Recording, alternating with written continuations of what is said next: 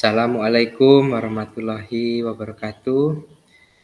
Saya akan menyampaikan jurnal monolog tentang refleksi pembelajaran pada modul 3.1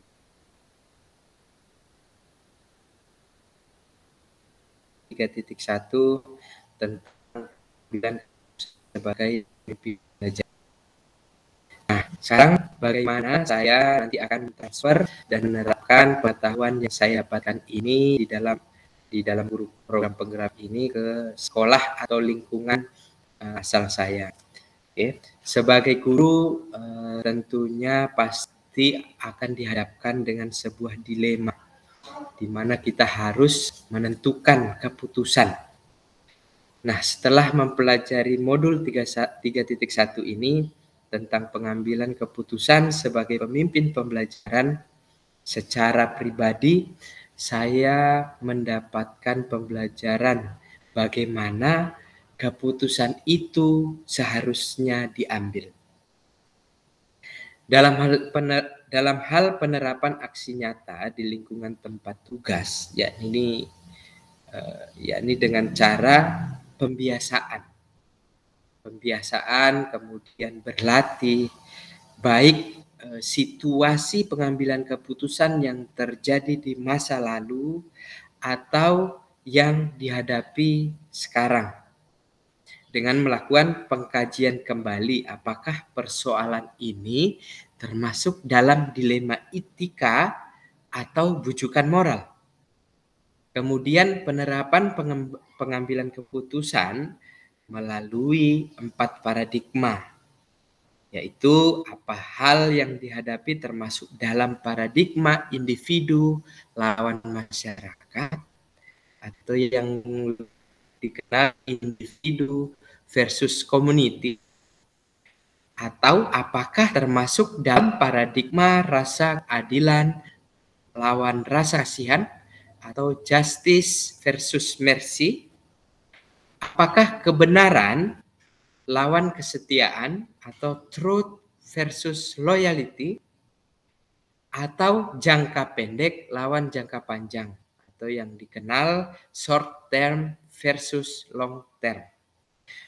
Dilanjutkan dengan apakah situasi yang dihadapi itu terkait 3 prinsip, yaitu apakah prinsipnya berbasis hasil akhir, apakah berpikir berbasis peraturan, atau berpikir berbasis rasa peduli.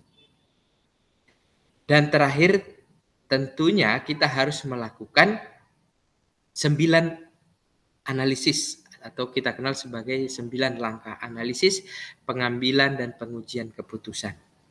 Nah, sekarang bagaimana cara saya berbagi tentang pengambilan keputusan ini kepada rekan-rekan di lingkungan kerja? Dalam hal ini di sekolah saya, tempat saya tugas. Kemarin kami sudah membentuk, salah satunya adalah komunitas praktisi. Maka dalam mempelajari materi tentang pengambilan keputusan ini, kami akan belajar bersama melalui komunitas praktisi yang sudah terbentuk sebelumnya di SDN 1 Telaga Jaya sesuai dengan materi yang kita telah dapati di program guru penggerak ini, yaitu tentang pengambilan keputusan dengan pertimbangan 4 paradigma, 3 prinsip, dan 9 langkah pengambilan keputusan.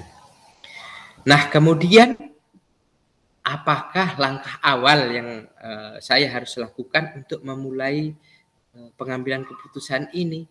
Berdasarkan materi yang kita sudah pelajari, dalam hal ini pengambilan keputusan sebagai pemimpin pembelajaran.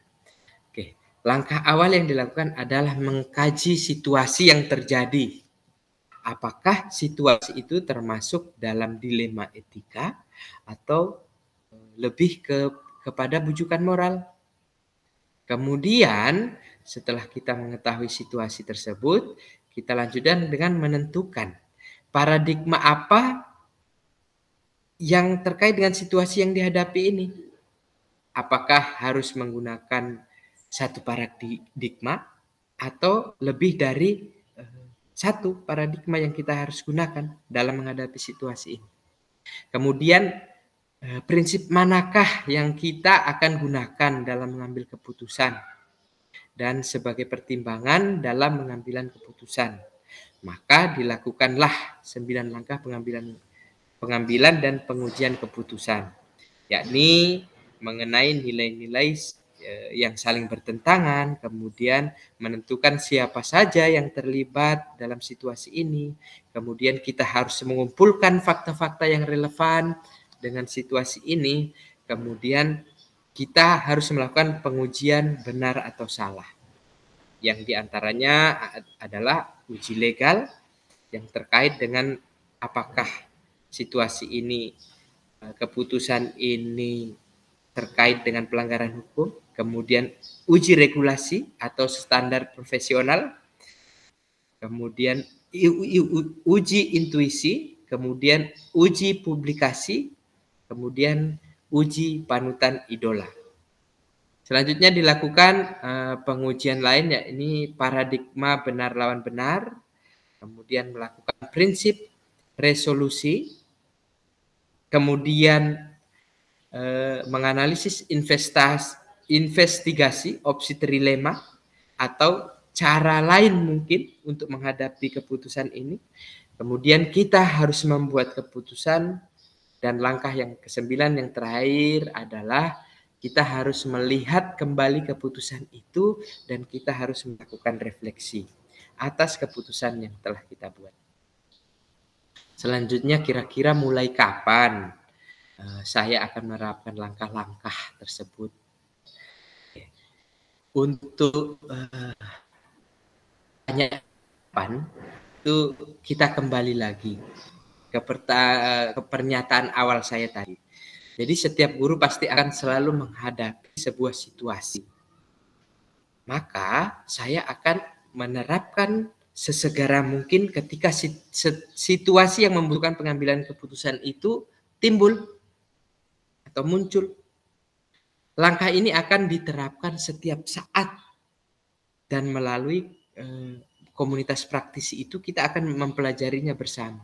Kita sama-sama saling belajar bersama, sama-sama saling berbagi, serta tentunya saling melakukan refleksi terhadap penerapan langkah-langkah pengambilan keputusan yang kita sudah jalankan. Selanjutnya, untuk siapa saja yang akan mendampingi, siapa saja yang akan melakukan diskusi bersama tentang pengambilan keputusan ini, tentunya komunitas praktisi itu yang saya dahulukan. Komunitas praktisi di mana kita tempat wadah kita untuk saling belajar, berbagi terkait modul-modul yang sudah dipelajari, khususnya modul tentang pengambilan keputusan ini.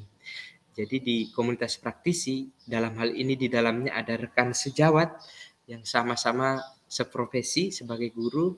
Kita akan belajar, kita akan berbagi, kita akan berkeluh kesah di dalamnya.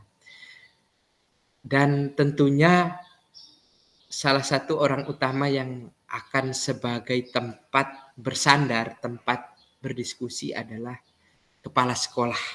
Dalam hal ini sebagai pimpinan, kemudian sebagai orang tua, selain itu sebagai rekan juga.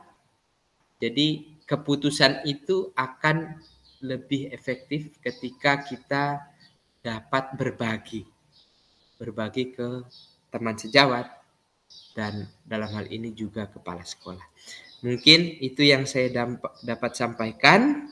Terima kasih. Billahi taufik wal hidayah. Wassalamualaikum warahmatullahi wabarakatuh.